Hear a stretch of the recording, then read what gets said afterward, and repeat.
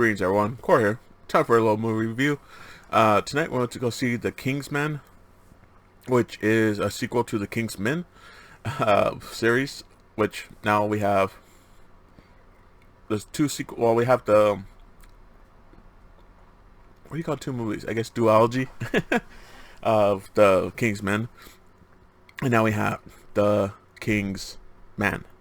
So it's pretty much the start of how the organization gets organized during a little bit. It starts a little bit before World War One, and it goes into World War One, which is pretty awesome.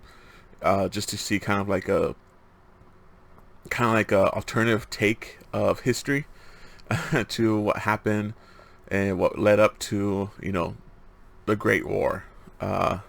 So it's cool to see like a different take of what happened and behind the scenes, and seeing stuff that we really don't have too much record of, or actually visual representation of. Granted, of course, this is a Hollywood movie, so they do exaggerate some of it, but man, the action, the one thing with the Marv films, the producer director company that with the Kingsmen, is like the action is just amazing. It's top notch, always freaking the best, and the acting is really good too as well. Which, man, there's some really good scenes. I don't want to spoil too much, but when you have a scene that makes the audience gasp, you've done your job well. Telling the story and getting people invested in it. So it was really good.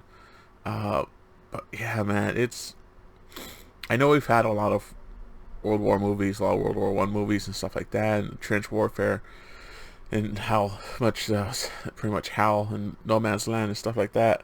And man, it is rough. It's always rough, and they do not shy away from it. There's a really great scene during that time, and it's pretty brutal. it's really brutal, honestly. Like, this movie has some really brutal stuff, some over the top stuff. It's some really amazing choreography with their fighting styles, because yeah, it's guns aren't as popular as the later Kingsman's movies, so there's more hand-to-hand stuff, there's more sword play, there's more knife play, there's more daggers and just blunt objects and stuff like that. So it's a lot more choreographed fighting, where they just take it to the extreme and show off, and it's freaking amazing. And there's some crazy scenes. Rasputin is pretty much living up to his reputation, which is just a man gypsy ballet dancer. Like, he is insane, and he is represented it well.